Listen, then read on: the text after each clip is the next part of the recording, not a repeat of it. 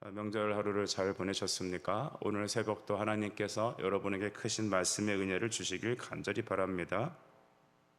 열왕기하 9장 말씀에는 하나님께서 과거에 말씀하셨듯이 선지자 엘리사를 통하여 선지생조를 통하여 예후라는 군대 장관에게 기름을 부었고, 그 예후는 이후에 아합 가문을 멸망시키는 그런 데 쓰이는 일들이 오늘 시작되었습니다. 하나님은 사람을 세우시기도 하고 또한 패하시기도 합니다. 한 국가를 세우기도 하시고 또한 또 흩으시기도 하죠. 모으시기도 하고 흩으시기도 하시는 주, 우리의 생사화복의 모든 것의 주는 바로 우리 하나님이십니다. 1절을 보십시다. 선지자 엘리사가 선지자의 제자 중 하나를 불러 이렇게 말했습니다. 허리를 동이고 기름병을 가지고 길르앗 라못에 가서 2절에 보니까 예후란 사람을 찾아갔고 그에게 3절을 보시면 기름을 가져 그 머리에 붓고 여호와의 말씀이 내가 내게 기름 부어 이스라엘 왕으로 삼노라 하고 곧 문을 열고 도망치되 지체하지 말라고 하였습니다. 엘리사는 하나님의 성령의 명령을 따라 선지 생도들 중에 한 사람을 택하여 그에게 이렇게 사명을 부여하였습니다. 이 사명을 받은 어떻게 보면 이제 우리나라를 말하면 전도사님 정도 되는 것 같습니다. 이 선지 생도는 정말 목숨을 건 미션을 수행해야 됩니다. 우리 교회도 보면 하나님께서는 많은 직분들을 세우시죠. 저는 작년에 우리 교회 집사님들을 네 분을 세웠는데, 이 세 분의 집사님을 통하여서 하나님 교회 일꾼으로 세워지기를 기대하였습니다. 어떤 분들은 직분에 대한 무용론을 얘기하는 사람도 있습니다. 우리가 직분을 받게 되면 처음에는 겸손한 마음으로 섬기다가도 이상하게 직분을 받게 되면 또 어깨에 힘이 들어가고 또 자꾸 그 첫 번째 그 순전한 그 마음으로 주님을 섬기는 모습을 많이 잃는 것들을 보기 때문입니다.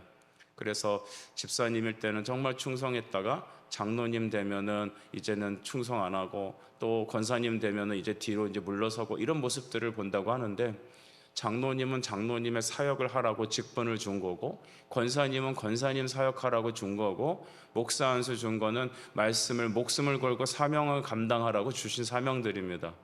여러분, 사명은 귀한 것이죠.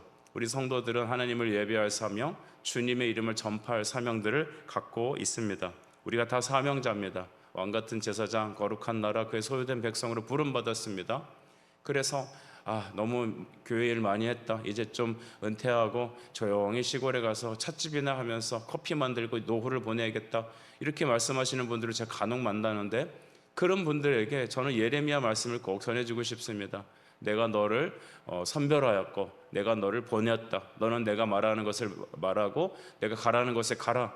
여러분, 우리 다 이렇게 하나님께서 우리의 생명 마치는 그날까지 우리의 상황에 따라 우리에게 맡겨진 그 직분에 따라서 하나님의 사명을 감당하게 하십니다. 바울과 같이 우리의 달려갈 길이 있음을 기억합시다. 우린 달려갈 길이 예수님이십니다. 우리의 푯대는 하나님의 나라입니다. 그것을 향하여, 주 말씀 향하여 우리는 시간을 낭비하지 말고 날마다 달려가는 우리 모든 성도들이 되시길 간절히 축복합니다. 여러분, 이렇게 선지생도는 사명을 갖고 이제 자기 일을 감당하러 길르앗 라못으로 가게 되었습니다. 4절 이후는 여러분, 이 청년이 도착해 보니까 이 길르앗 라못에 군대 장관들이 앉아 있었다. 5절에 보니까 그렇게 기록되어 있습니다. 여러분, 이 청년이 군대 장관들 앉아 있는 자리, 그러니까 군대 장관이라고 하면 우리나라 말하면 이제 별 4개 5개 달려 있는 사람들 아니겠어요? 그분들 앞에 딱 서서 얼마나 쫄았겠습니까? 근데도 너 무슨 일이냐 하니까 여차저차 얘기를 해서 내가 왔습니다 해서 예후를 단독적으로 만나기를 원했습니다. 우리는 참 전도하는 일이라든지 우리는 또 예수님을 전하고 하는 사명을 감당하는 일에 우리 자신에 대한 핸디캡을 자꾸 생각하면 안 됩니다. 내가 나이가 어린데, 나는 좀 말을 잘 못하는데, 나는 왠지 이런 사람들 앞에서 뭐 쭈뼛쭈뼛해서 말도 잘 못 꺼내는데, 나는 좀 학벌이 짧아서, 가방끈이 짧아서 좀 조리 있게 말하기 어려운데, 나는 좀 돈이 없는데, 나는 좀 건강이 부족한데, 나는 나이가 많은데, 여자인데, 나는 어떤데. 여러분, 아무것도 소용없습니다. 따라서 합시다. 말씀에 붙잡히면 주님이 행하십니다. 주님이 행하십니다. 여러분, 이게 답이죠. 하나님의 은혜가 여러분을 붙잡으시면, 성령님 함께 하시면 여러분 오병이어도 여러분 기적이 일어나는 겁니다. 물고기 2마리 여러분 보리떡 5개 이런 거로도 하나님께서는 여러분 5천 명을 먹이시지 않습니까? 여러분 능력은 하나님께서 나옵니다. 믿음 먹고 죽게 나가면 됩니다. 그러면 하나님은 여러분에게 상 주실 것입니다. 그래서 하나님 말씀 앞에 여러분 엎드리고 주의 말씀에 감동되고 성령의 은혜로 기도하십시다. 그러면 여러분 우리는 그 어느 곳에서도 하나님의 미션을 감당할 수 있습니다. 이 군대 장관들 앞에 가서 담대하게 얘기를 하고 이제 6절 보시면 이제 그 청년이 그 예후 머리에 기름을 붓습니다. 여러분 우리가 따지면은 정말로 산전수전 다 겪은 정말 그 교회에서도 보면 중견 이후에 있는 사람들인데 이 사람들에게 이제 막 20대 신학교 다니는 전도사가 머리에 기름을 붓는 겁니다.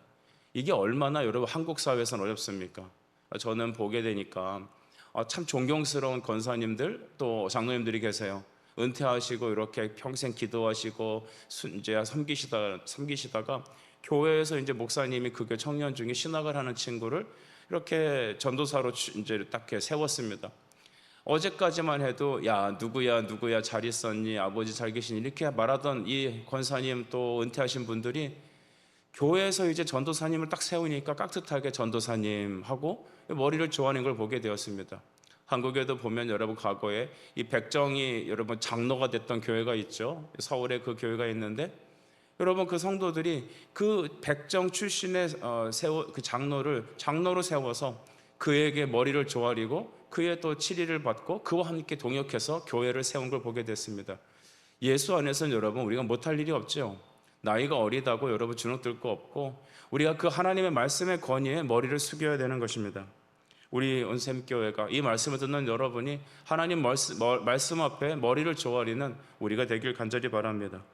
6절에도 다시 말씀드립니다. 이렇게 머리에 기름을 붓는 행위는 왕으로 삼는 거죠. 우리 그 기름을 붓는 3가지 직분이 있죠. 왕이 있었고 제사장이 있었고 하나님의 선지자가 있었습니다.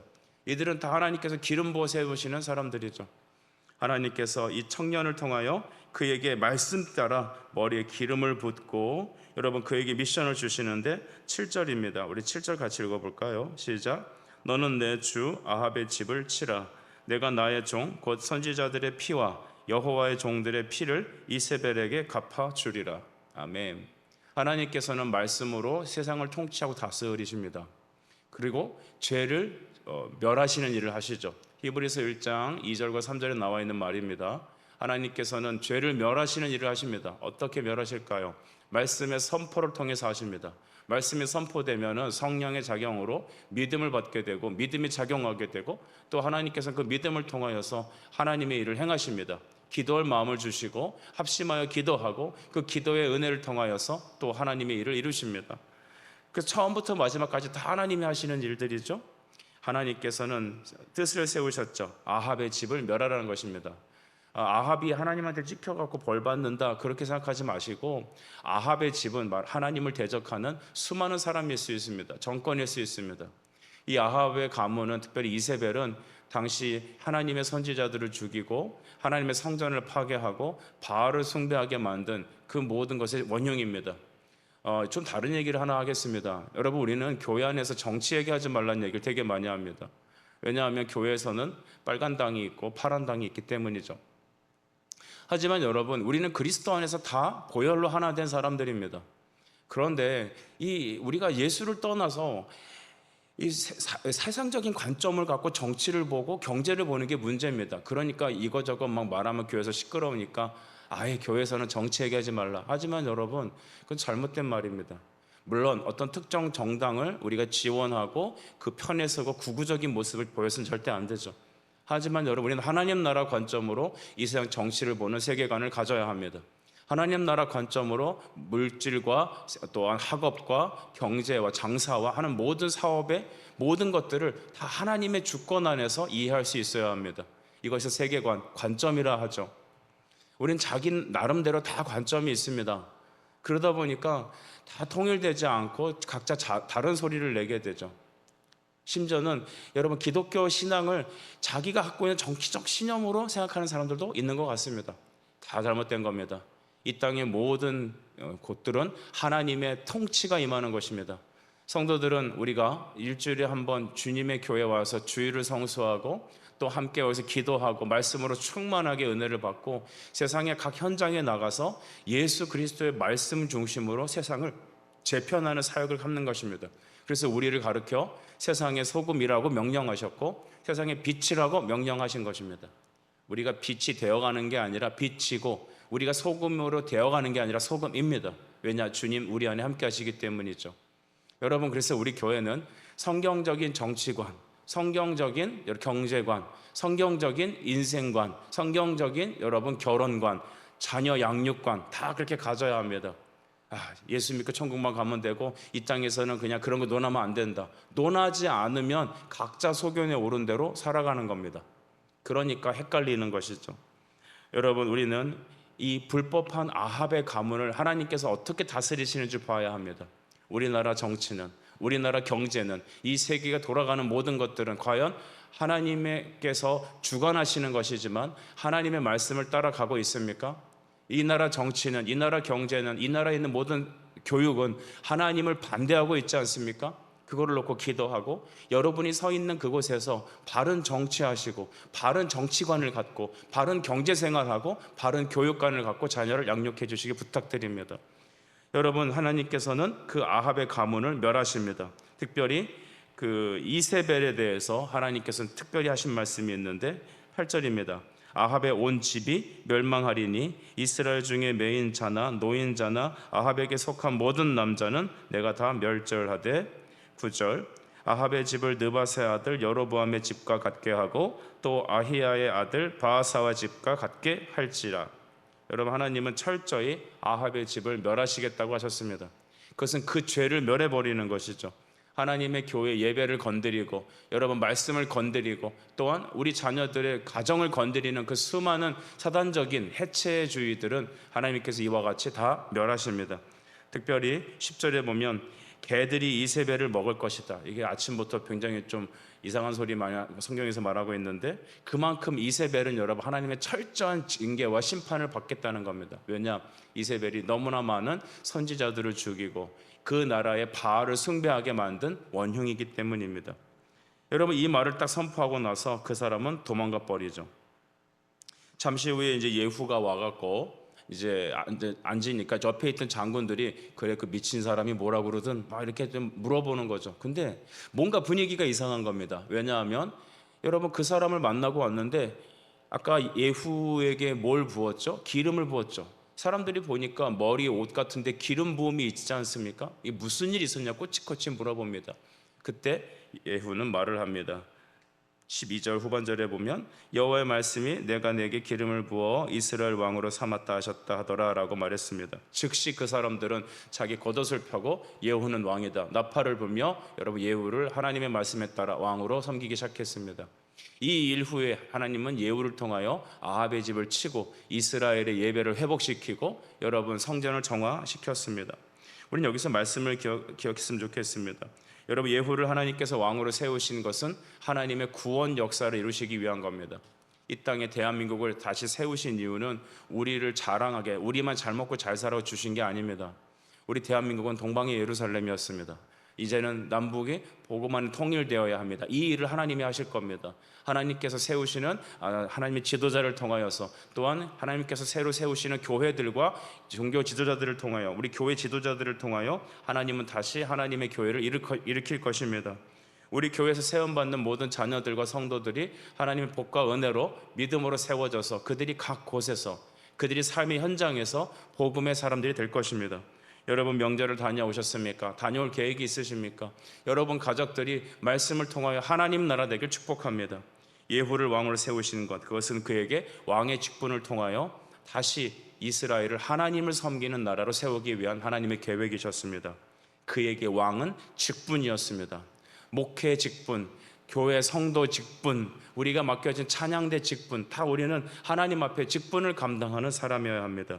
골로새서 1장 25절 내가 교회의 일꾼 된 것은 하나님이 너희를 위하여 내게 주신 직분을 따라 하나님의 말씀을 이루려 함이니라. 아멘.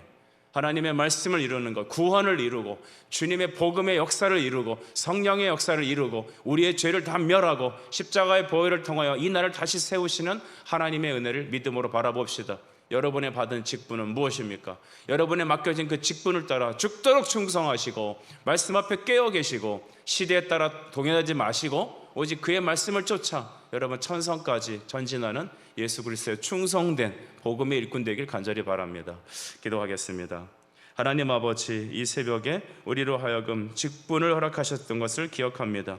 예후에게 기름 부으셔서 그를 하나님 아합의 집을 멸하고 다시 여러분 이스라엘을 하나님을 섬기는 나라로 바꾸실 하나님, 이 마지막 세대도 우리 각 성도들과 자녀들과 우리 교회를 통하여 우리에게 주신 직분을 따라 하나님 나라를 말씀으로 세우는 우리 모든 지체들이 되게 하여 주시옵소서. 이것을 위해 기도하고 서원하게 하여 주옵소서.